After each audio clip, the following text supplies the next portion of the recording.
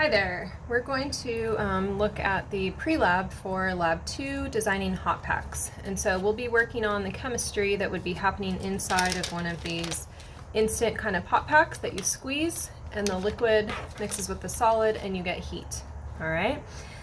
So first of all, just to kind of draw your attention to the layout of the labs. There will always be some kind of introduction related to the science and the context of it. And then you're going to notice as you go through the lab experiments that there are always 3 sections, or 4 really. So those sections will be ask, because we always ask a question in science. And then once you've asked that question, you want to be prepared before you go into the lab. Then we'll see that there are sections where we acquire data, and all of these are taken from evidence-based medicine or evidence-based practice. Once we've acquired data, then we have to say, well, what's it worth? And our word for that is appraise. So see what your data from that day means. So those are the sections that you'll see in the lab experiment. And so you can see here are our ask questions at the bottom. They're very specific.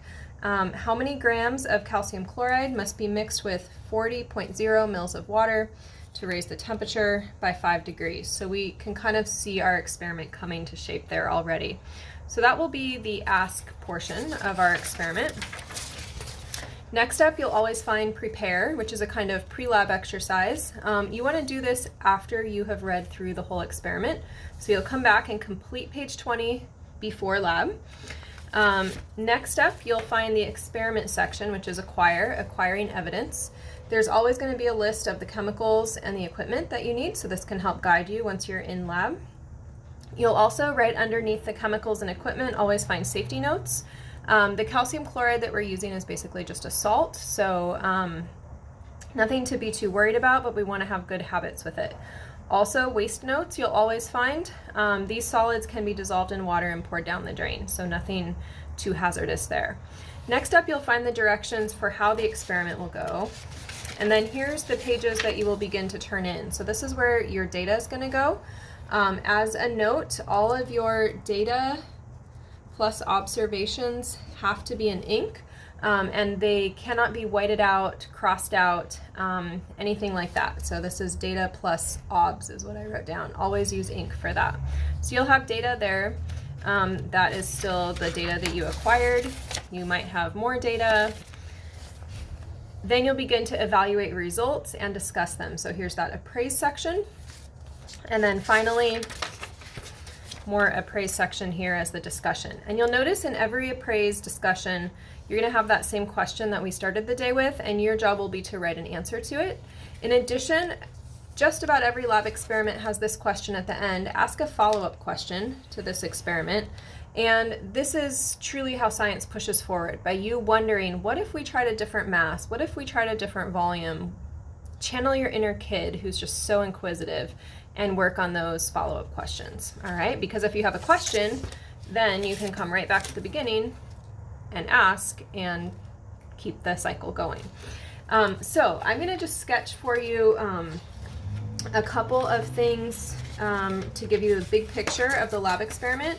So first of all, I'm gonna go to page 23 here, where you can see a very large beaker. Okay, so we're going to start. Most of our experiments will have this chemical reaction or physical change at the top. All right, the calcium chloride you'll see when you get into lab is a white solid, and so we could add the phase solid here. We're going to add it to water, and then it will dissolve. And our phase, if we are dissolved, is aqueous or AQ. For dissolved in water. We'll also have heat. Remember, heat in our lecture notes has also been orange, so I'll use that a bit here. I'm not going to have you sketch the reactants, but I am going to have you sketch the products, okay? And so if we can look at our products, what is happening when I have calcium chloride aqueous is I'm going to have a beaker full of water, and this is not to scale, but throughout that beaker full of water will be water molecules. And then this calcium chloride actually dissociates or breaks apart into ions. So I'm going to have calcium 2+ and then Cl-. Don't worry about the charges on those, where they came from. We'll work on that in chapter 3. But this is calcium chloride aqueous. Actually looks like calcium and chloride ions floating around in a water solution. And when we mix these together, we're going to feel heat coming out of this, so that would be my heat that's being released. All right, so taking a big picture look at what we're going to do in each part now. In part A, you're going to build a calibration curve. That curve will actually be a straight line. It's just kind of how we talk about it, with the entire class. Okay, so this is a case of we can get a lot more done if we all pool our data. And so what you're going to do is, with the whole class, I will be assigning you various masses of calcium chloride, and you will put those masses into water, and you will look for the change in temperature. So this delta is change. So say we will have students who have 1 gram and get a certain temperature change. The more solid we have, the more temperature we expect to see gained. So I give you a different mass, maybe you get a higher temperature change, I give students yet another mass. This would be 3 different groups, each contributing 1 point. And so we should end up with some kind of calibration curve that looks like this.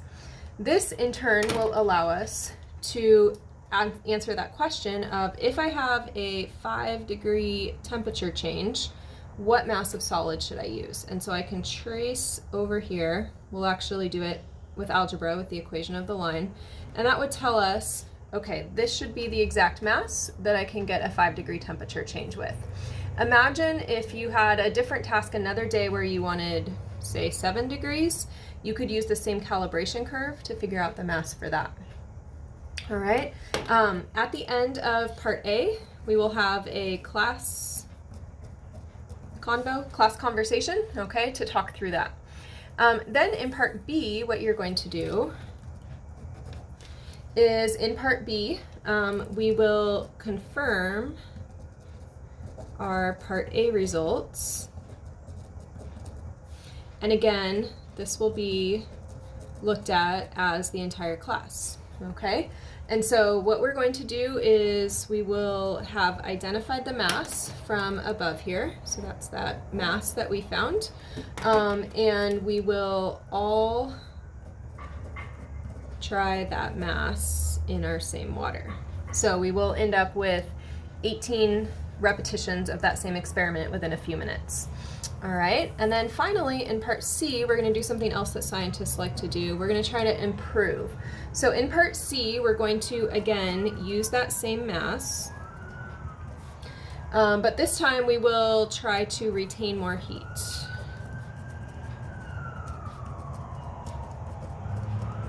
So kind of like if you went to Starbucks and you're saying, okay, I want to keep more of that heat of that coffee or that tea, so with the same mass, can I get it to go to a little bit higher temperature? Sorry about the sirens if you can hear those.